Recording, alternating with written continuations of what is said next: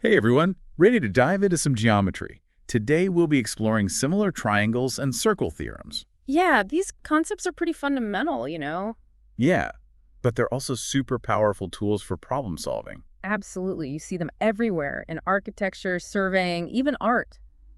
Okay, so let's start with similar triangles. Basically, they're triangles with the same shape but different sizes, right? Right. Think of it like scaling a picture up or down. The angles stay the same, but the sides change proportionally. Okay, that makes sense. But how do we know for sure if two triangles are similar? Well, we have these things called axioms, and they're kind of like the rules of the game. Rules of the game, huh? I like that. Yeah, so if you meet these conditions, you win, basically. You prove similarity. All right, so tell me about these winning conditions. The first one is called AAA, which stands for angle, angle, angle. Okay, so if all three angles of one triangle are equal to the three angles of another triangle. Exactly. Then they're similar no matter what their sizes are. Got it. So what's the next axiom? It's called SAS, which stands for side angle side. Oh, okay, so this one involves sides too. Yeah, so if two pairs of corresponding sides are proportional and the angle between them is equal, Hold that, so the angle has to be the same too. exactly, the included angle has to match. Then you can say the triangles are similar. Makes sense. Yeah, All right, what's the last axiom? it's called SSS, which stands for side, side, side. Okay, I'm guessing this one's all about the sides. You got it. If all three pairs of corresponding sides are proportional, then the triangles are similar. So basically, if the sides are all scaled up or down by the same factor. Exactly. And remember, congruent triangles, the ones that are exactly the same size and shape, they're always similar too. Oh yeah, that makes sense. Congruent triangles are like the ultimate case of similarity, right? But similar triangles aren't always congruent. Right. Congruent means they're identical twins, same shape and size. Similar means they're more like siblings. They share the same shape, but they can be different sizes. So basically, two triangles are considered similar if their corresponding angles are equal and their corresponding sides are in proportion. Okay, that's a clear distinction. But how do we actually use these similar triangles? What makes them so useful? That's where theorems come in. They build on these axioms and help us solve problems and understand even more relationships. Okay, so axioms are like the foundation, and theorems are like the structures we build on top of them. Exactly. Let's start with a really important one. The basic proportionality theorem. Ooh, fancy name. What does it tell us? It says that if you draw a line parallel to one side of a triangle, it divides the other two sides proportionally. Let me visualize that. So if we cut through a triangle with a line parallel to one of its sides. Right, you're basically creating these smaller, similar triangles within the bigger one. Ah, I see. And the sides of those smaller triangles are proportionate to the sides of the original triangle. That's it. Pretty cool, right? Yeah, it's like we're unlocking this secret code of proportionality. Does it work the other way around too? Like, if we know a line divides two sides of a triangle proportionally. Yes. Then that line must be parallel to the third side. That's the converse of the basic proportionality theorem. Wow, that's powerful.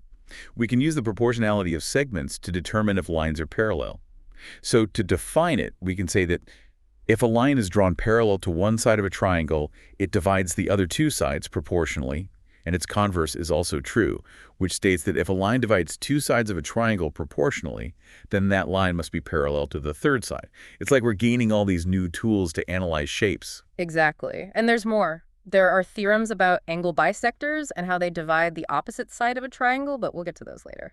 I'm already feeling like there's so much to explore. It's like we're peeling back the layers of a geometric onion. I love that analogy, and trust me, there's much more to discover as we go deeper, ready to jump into the world of circles. Absolutely, bring on the circles. All right, circles. A circle, it's the perfectly round shape, right? Defined by its center, radius, diameter, and circumference. Okay, those are the basics. Center, radius, diameter, circumference. I remember those. But I'm sure there's more to it than that. Oh, yeah, definitely. Just like 2 points define a line, 3 non-collinear points define a circle. Wait, non-collinear? What does that mean again? Non-collinear just means the points don't all lie on the same straight line. So pick any 3 random points. As long as they're not in a line, you can draw one circle and only one circle that passes through all 3. Whoa, that's pretty cool. So any 3 points, as long as they're not in a line, can define a circle. I'm already seeing some interesting connections here. Exactly, and that's just the beginning. Now let's talk about chords. Chords. Like, musical chords. Not quite. In geometry, a chord is a line segment that connects any 2 points on the circle. Oh, okay, so it's like a line cutting through the circle. What's so special about chords, though? Well, there are a bunch of theorems about them. For instance, if you draw a line from the center of the circle to the midpoint of a chord, that line will always be perpendicular to the chord. Hold on, let me get this straight. So if we draw a line from the center that cuts a chord in half, Right down the middle. it'll always form a right angle with the chord. And does it work the other way around? If a line from the center is perpendicular to a chord. Yep, it'll automatically bisect the chord. It's all about symmetry and balance, you see. That's pretty neat. Okay, so what else about chords? Here's another one. If you have two chords in a circle that are the same length, they'll always be the same distance from the center of the circle. Oh, that makes sense. So if two chords are like twins with the same length, they're going to be equally spaced from the center. Yeah. And vice versa, right? If they're the same distance from the center, they must be equal in length. Exactly. It's like they're perfectly balanced around the center. And there's one more thing about chords. The closer a chord is to the center of the circle, the longer it is. Yeah, that makes sense. The diameter, which goes right through the center, is the longest chord of all. Right. And as chords move away from the center, they get shorter and shorter. So to define chords, we can say that it is a line segment whose endpoints lie on a circle. A chord that passes through the center of a circle is a diameter of the circle. It is the longest chord of the circle, and its length is twice the length of the radius. It's like they're trying to hug the edges of the circle. Exactly. So are you ready to move on to angles and arcs? Those are pretty cool too. Yeah, let's do it. I'm ready to uncover some more of these geometric secrets. Okay, so angles and arcs, what kind of cool stuff happens with those? Well, there's a really important theorem that connects angles at the center and angles on the circumference. All right, I'm listening. It says that the angle at the center of a circle is twice the size of an angle at the circumference that cuts off the same arc. Wait, let me try to picture that. So we've got this arc, which is like a portion of the circle's edge, right? And if we draw an angle from the center of the circle to the ends of that arc, and then another angle from some point on the circle's edge to those same endpoints, You got it. that second angle is going to be half the size of the first one. Always. Always. It's like the angle at the center has a bigger view of the arc. That's a good way to think about it. So the position of the angle really matters. Right. What else is there about angles and arcs? Well, have you noticed that angles in the same segment of a circle are always equal? Segments. Remind me what a segment is again. Oh, it's that region of a circle that's kind of like a slice of pizza, enclosed by a chord and an arc. Oh, right. So if you pick any 2 points on the circle's edge within that pizza slice, And draw angles to the endpoints of that chord. those angles will always be equal no matter where those points are. Exactly. It's pretty amazing, right? Yeah, it's like they're all connected somehow. Geometry is full of surprises. It really is. Now, what about quadrilaterals inscribed in circles? You know what a quadrilateral is, right? Yeah, four-sided shape like squares and rectangles and stuff. Right. So picture drawing one so that all four corners are on the circle's edge. That's an inscribed quadrilateral. Okay, I can see that. So what's the deal with those? There's a theorem that says that opposite angles of an inscribed quadrilateral will always add up to 180 degrees. No matter what kind of quadrilateral it is, as long as it's inside the circle. Yep. It's a pretty cool rule. It is. And it works the other way too, right? If the opposite angles add up to 180, then it has to fit inside a circle. Exactly. All four corners have to be on the circle. Okay, here's another one you might remember. The angle in a semicircle is always a right angle. Oh yeah, I think I've heard that before. A semicircle is just half a circle, right? Yep. So if you pick any point on the edge of that semicircle and draw lines to the ends of the diameter, The angle at that point will always be 90 degrees. it's like the diameter forces that angle to be a right angle. Uh-huh. So to define angle in a semicircle, we can say that the angle subtended by a diameter of a circle at any point on the circumference is a right angle. Perfect. Now, let's talk about tangents. A tangent is a line that just touches a circle at one point. Ah, tangents.